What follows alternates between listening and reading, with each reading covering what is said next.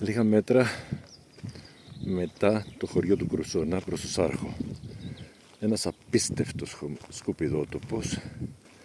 Ένας απίστευτος σκουπιδότοπος ο οποίος εκτείνεται τουλάχιστον σε μια απόσταση 300 μέτρων.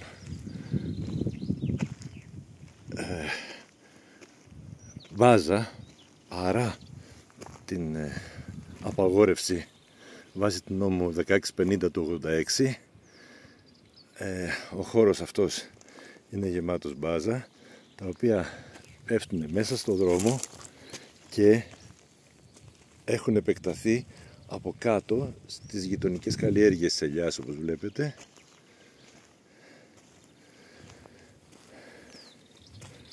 Θα προσπαθήσω να τραβήξω ολόκληρη τη διαδρομή με ένα γρήγορο σχετικά βηματισμό.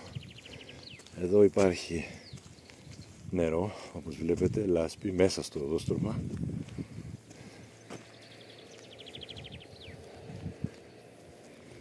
Μπάζα, διάφορα μπάζα οικοδομικά, κλαδέματα,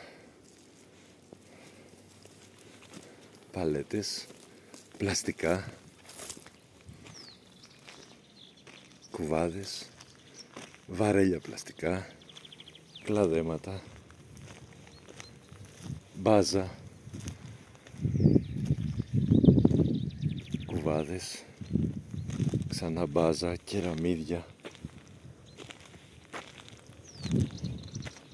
πλαστικά, μπάζα, σωλήνες πεταμένες,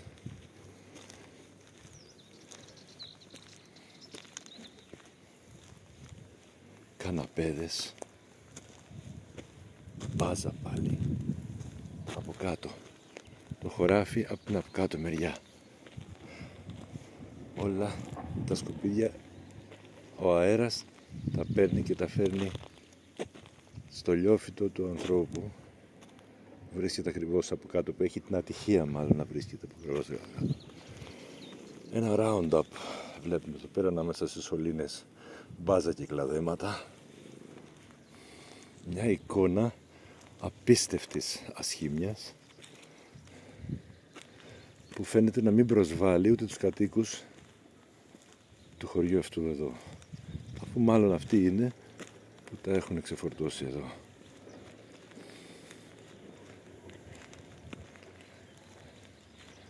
Ορίστε, εδώ κάθισμα αυτοκινήτου από την ανάποδη το βλέπουμε. Μπάζα. Μια εστία, μια καρκινογόνος εστία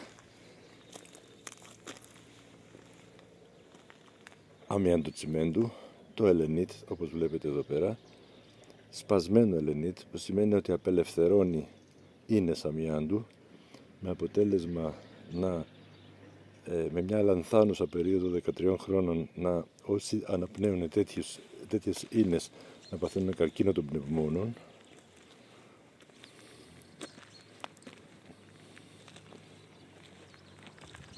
Υπάρχει πρωτόκολλο σε περίπτωση του αμοιαντοτσιμέντου, το οποίο έχει καταργηθεί πλέον.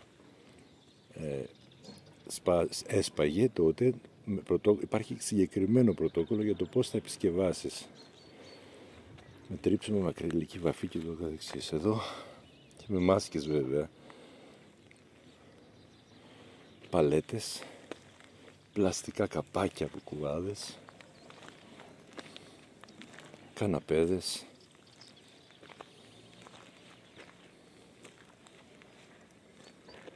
πλαστικά. Στην άλλη μεριά του δρόμου στρώματα, υφάσματα από τέντες, μέσα στο χωράφι, δίπλα στους αθανάτους, πλαστικά,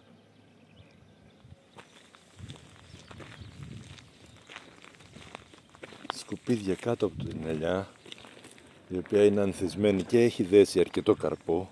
Κάποιοι άνθρωποι σε 1-2 μήνες θα έρθουν εδώ, 3 μήνες, θα έρθουν εδώ και θα μαζέψουν τις ελιές τους σε αυτό εδώ το περιβάλλον, και φυσικά, εφόσον και αυτοί το επιτρέπουν, ούτε αυτούς θα τους νοιάζει που υπάρχει αυτό εδώ.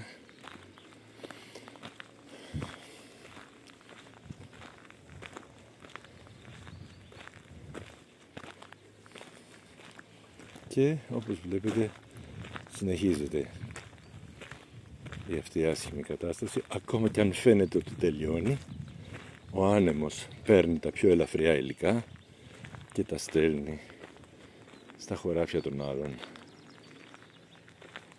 υποβαθμίζοντας έτσι και το περιβάλλον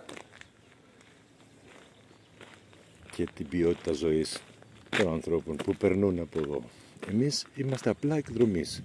Ήρθαμε εδώ να δούμε κάποια πράγματα, να μαζέψουμε ενδεχομένως λίγη κάπαρη από τη φύση,